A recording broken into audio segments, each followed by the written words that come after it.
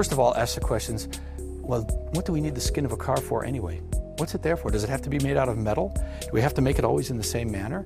Or is it there for different purposes than we thought?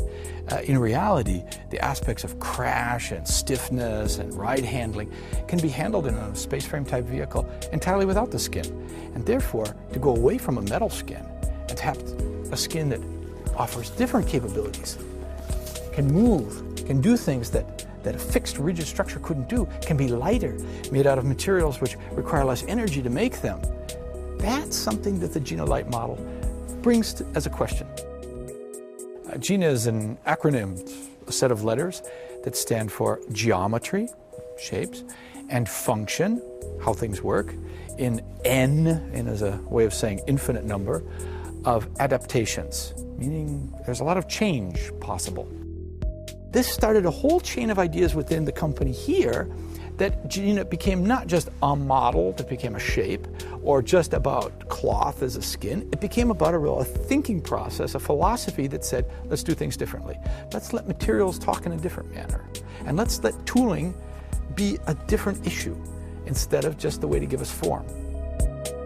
Well, one nice thing about GINA is the materials kind of lead the way. It doesn't take very much and you get an idea exactly what this car is going to be like.